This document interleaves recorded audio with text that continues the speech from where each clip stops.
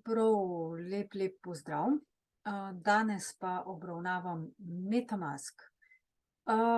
O MetaMasku sem že veliko govorila, to je denarnica, ki je največja na svetu, kriptodenarnica za Ethereum omrežje, podpira vsa omrežja, deluje drugače odlično, je pa lastnik Infura in zadaj, to je zelo veliko podjetje, ameriško, in zadaj tudi so vlagatelji oziroma lastniki, so lastniki, med njimi tudi JP Morgan. JP Morgan je ena največjih bank na svetu. Zdaj ta kriptodenarnica, jaz imam z njo izjemno slabe izkušnje in mi tudi policija ni mogla pomagati, zaradi tega, ker takrat, ko so se zadeve posodabljale, je enostavno zelo namerni program mi je pobral dol večjo vsoto denarja oziroma pač kripta. Zdaj od 23. novembra naprej letos, se pravi, to je prejšnji teden, so začeli Infura zbirati podatke, IP naslove. To vas opozarjam. MetaMask v bistvu je pač že prej pošiljal podatke, to sem opozarjala, pošiljal jih je Google, pošiljal jih je vprašanje komu, verjetno svojim lastnikom, in na ta način v bistvu lahko MetaMask, na žalost smo Hex lahko samo preko MetaMaska stekali in MetaMask je zaznal večje vsote denarja, enostavno je poslal pač podatke naprej. To so moje razmišljanja, moje izkušnje, tako da ne reči, da neke dezinformacije dajem, ker so to moje izkušnje. Vsak ima svoje in vsak ima tudi svoje mišljenje. Jaz samo opozarjam na to, da ne bi še kdo dejansko naletel na mino, tako kot sem jaz. Torej, Infura zbira podatke. Zdaj, povedala bom, kako lahko. Zdaj, MetaMask je večinoma treba uporabljati kot bridge, kot most za Ledger, oziroma katerokoli drugo denarnico, če hočete delati na različnih omrežjih, enostaven je za uporabo, ampak na srečo bojo kmalu druge denarnice, ki bodo verjetno decentralizirane, predvidevam, in na Web3 tehnologiji.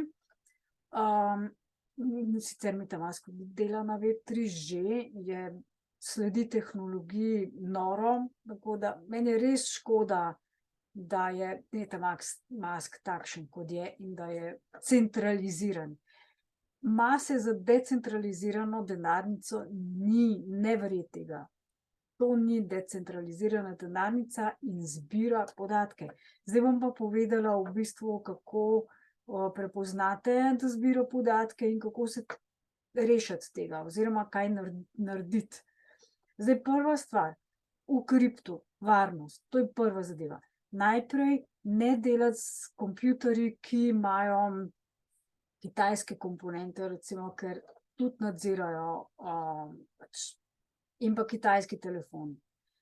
Ali pa karkoli je narejen, karkoli je vgrajen kitajskega v naprave, ne teh naprav uporabljati. V bistvu Asus je še najbolj varna zadeva. To strokovnjaki tako trdijo, ker nima nekih takih komponent noter, ki bi zbirale podatke in pošiljale pač zadeve naprej. Tako da jaz osebno pa sem se usmerila v to blagovno znamko. Lahko se pa stvari spremenijo, tako da dajte spremljati to. To je prva stvar. Druga stvar je, uporabljajte vedno posodobljene stvari. Jaz uporabljam Chrome. Za Chrome mi deluje, definitivno mi deluje. Uporabljam tudi MetaMask, ampak uporabljam Mozilo, ne deluje pa vedno. Mozilla ne deluje vedno. Bom pokazala. Zdaj, če uporabljate Chrome, moram dati share screen, samo sekundo. Da to naredim, share screen, takole, share. No, tako. Torej, če uporabljate Chrome, Chrome je dost zanesljiva zadeva. Seveda so vse te stvari so centralizirane, razen z Mozilo, težko to rečem, ker je odprtokodna in prostovoljno pač delajo, ampak nimam podatkov dovolj, mislim pa, da Mozili jaz zelo zaupam, kar precej. Ostale browserje sem, nekatere večje sem preizkusila in mi ne delujejo dobro, pa ne uporabljam tisto, kar je v zvezi z Macom, Macintosh in to, Apple, tega ne uporabljam, tako da tega ne poznam, no. To pa pač tisti, ki to uporabljate, veste. Zdaj pri Chromu je tako, vedno, preden začnete kripto uporabljati, imejte svoj računalnik za kripto in imejte posebej račun, Google račun, poseben samo za to, z nekim gromozanskim, dolgim, čudnim geslom, ki ga ne more nihče vdreti noter in ga ne shranjujte na strežnikih, pa na kompjuterju ali na telefonu, tega ne početi. Torej, Chrome greste tukaj na 3 pikice in potem imate pomoč in kliknete potem o brskalniku Chrome. In Chrome se bo potem, ko kliknete tale zavihek tukaj o brskalniku Chrome, se bo tukaj Chrome posodobil in potem ga vnovično zaženete. Šele potem zaženete MetaMask. In MetaMask, preden zaženete v Chromu, vedno, obvezno. Jaz sicer tako delam, da vsakič namestim nov MetaMask. Ampak včasih je to nerodno, pa nekaterih, jaz sem za vsako stvar svoj račun tudi narejen na računalniku. To pomeni svojega uporabnika in posebej za vsak ledger posebej uporabljam svoj račun, ne. Zdaj še vedno uporabljam Windowse, na Linuxu se še nisem dobro navadila stvari, ampak bom šla počasi na Linux. Je malo varnejši, pa spet ne tako kot trdijo. To ne drži, da je Linux prav varen. Ne, ni. Dejansko ni nič varno. Vedno morate paziti na to, ne. Jaz tudi vedno, ko neham delati, izklopim vse. Izklopim internet, izklopim računalnik, vse izklopim iz elektrike in ne delam nekaj časa. In ne delam ves čas. Ne delam ves čas, delam periodično, zaradi tega, ker ena mojih glavnih napak v preteklosti je bila, da sem velikokrat šla v dnevu gor in seveda so to zaznali. Zdaj jaz imam Note 32, antivirusni program. Ta se mi je v 30 letih, odkar ga uporabljam, to je tole, se mi je res obnesel. Je poceni, v bistvu v Sloveniji imate podporo, tudi v slovenščini. Mislim, da je madžarsko podjetje, bilo je slovensko na začetku, ne vem, mislim, da so ga prodali ali pa vsaj prenesli pač sedež. Tako da tam nekje deluje, zdaj je pa po celem svetu in deluje odlično in mi zelo velikokrat mi blokira dvojne IP-je. Zdaj te dvojni IP-ji so zelo namerne kode in lahko to pošilja MetaMask, lahko to pošilja Google, lahko ne veš, a ne, pač težko, lahko imaš na kompu tudi kakšen zelo namerni program. Stvari so različne, kaj je lahko narobe. Jaz nimam toliko časa to raziskovati, je pa tole zelo fina zadeva, no, da pač težko uletijo not virusi, hekerji in pa v bistvu zazna, no. Razen če naleti moj računalnik glih na kakšno prav novo stvar, ki jo ni še v sistemu Note 32. Okej, ko se bo, torej antivirusni program je zelo pomembna stvar, jaz imam to in na telefonu, pa telefon imam posebej za kripto, a ne, in na računalniku. Google Chrome posodobite vsakič. vsakič nujno obvezno mora biti posodobljen.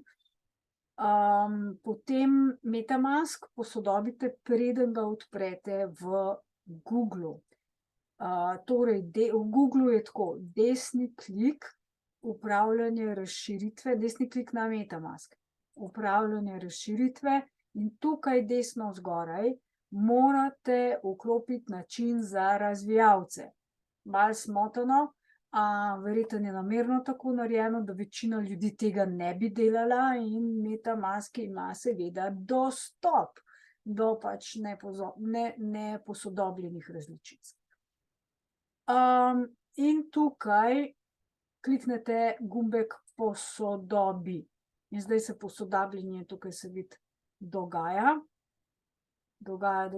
in pač enkrat se bo zadeva posodobila in tukaj piše potem tudi različica, ne. Evo, da se mi je posodobila na 10.22.2.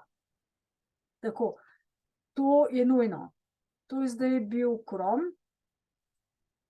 Zdaj pa, če pogledamo še Mozilla. V Mozilli imate isto tako, v bistvu najprej Mozillo posodobite, to je prva v bistvu stvar, in potem v Mozilli je malo drugače, posodobite še MetaMaska, ne.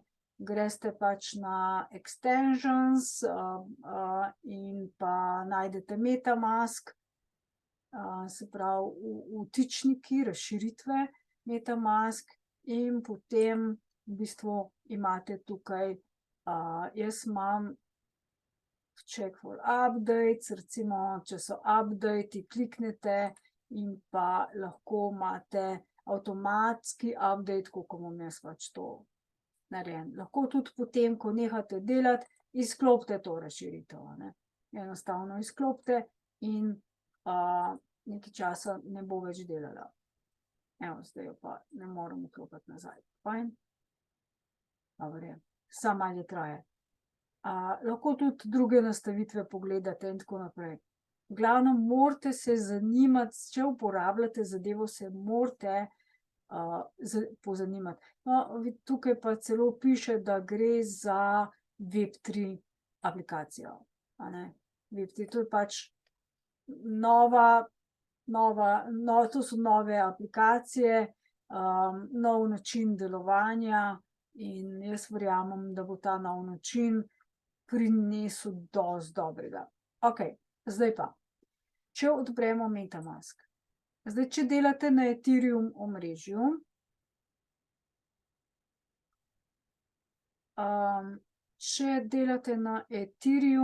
omrežju, imate tukaj gor, se verjetno bo tole, če dam razširitev,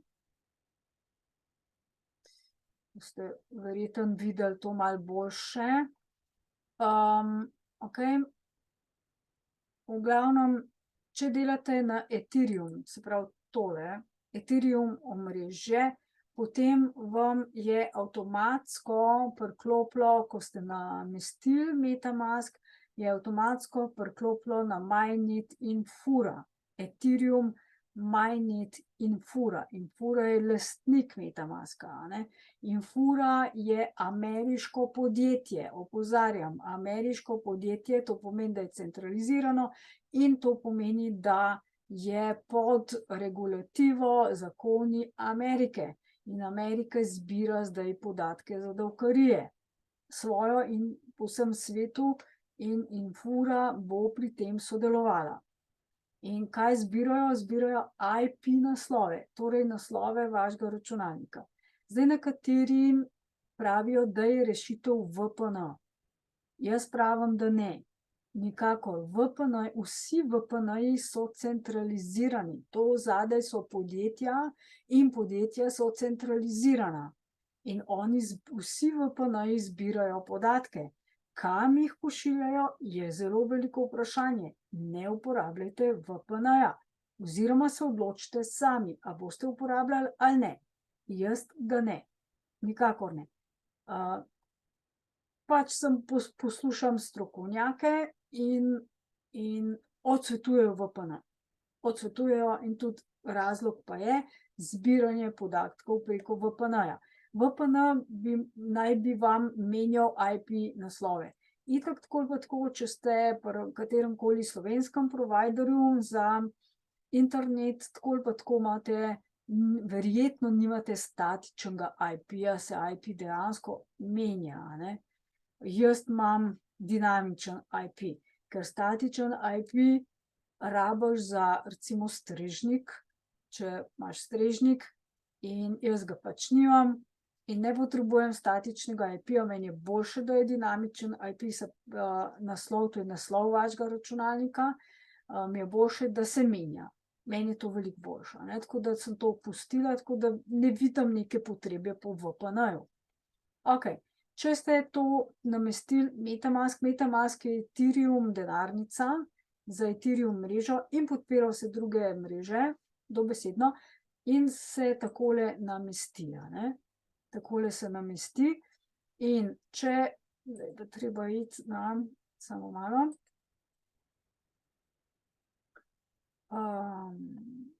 po settings, tole, settings, evo, takole in gremo do networks, mreže, a ne.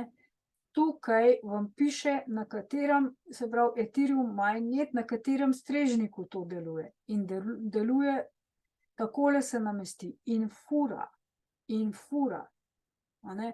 To pomeni, da se zbirajo vaši podatki. Zdaj, če tega ne želite, potem je treba zamenjati to. In bom zdaj to naredila, da boste vi tudi videli, kako se to naredi. Pa bom dala te podatke tudi v opis tega videa. Torej, takole bomo naredili. Ime omrežja bomo dali takole, se pravi FlashBoots Protect RPC, zamenjali bomo RPC, ne. In takole, da tako bomo dali, tlele ne bo šlo, ampak bomo naredili kar novo, add network, add manually, se pravi ročno bomo dodali, če ne gre, če ne morete zamenjati, kot vidite, ne gre, potem dodaste ročno in uporabljate to omrežje. In bomo dali, ime omrežja je FlashBoots Protect RPC, potem naslov URL FlashBoots, takole, to je drug naslov, to ni od Infure, naj bi bil varen, tako pravijo, da naj bi bil in da ta naj ne bi zbiral podatkov, naj ne bi. Take podatke pa zaenkrat imam, dajte še sami to preveriti, če, tako da boljše ne zaupate meni, greste sami to preveriti. Samo da imate podatek, da je fajn zamenjati, v bistvu, da ni dobro, da na Infuri imate MetaMaska, ne. Sploh tisti, ki delate Zen. Dajte, pa če uporabljate MetaMask, jaz uporabljam Ledger, poseben Ledger, samo za Zen, dajte v bistvu paziti na to, ne. Se pravi, chain ID, številka mreže je 1, seveda, vse izhaja iz Ethereuma, zato je številka 1 in pa simbol je ETH. Torej, chain ID 1 in simbol je Ethereum, ETH, tako. To je to, safe. Zdaj, kako boste vedeli, da to res prava mreža? Ko boste preklopili iz tiste mreže na tole, mora biti vse isto, enako, se pravi vsi kovanci, vse, kar ste, vsi zneski, preverite, a ne. Se lahko preklapljate iz ene na drugo, v bistvu mrežo, oziroma iz enega strežnika na drug strežnik. Tako da mora biti tukaj isto. To je zdaj, pri meni je to testna denarnica, zato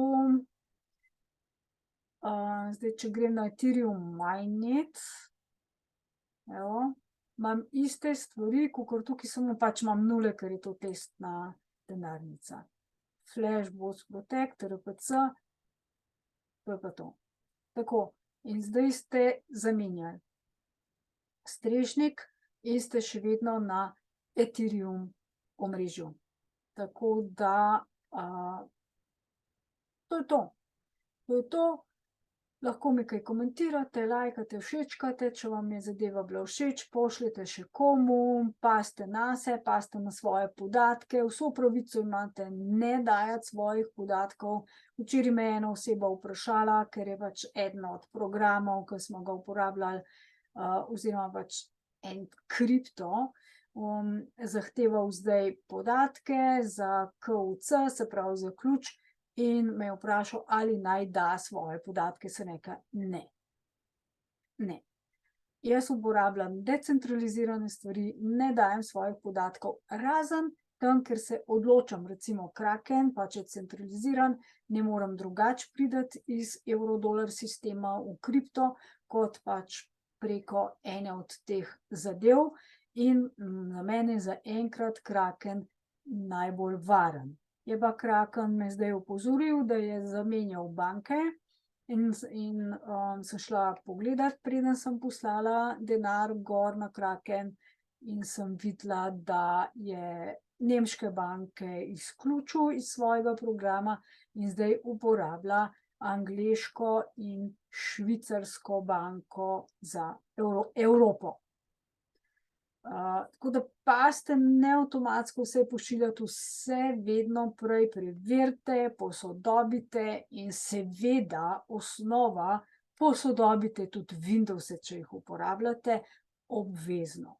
Obvezno vse te stvari posodabljajte. Tako da srečno, lepo se imejte in pa naslednji video bo kar že danes.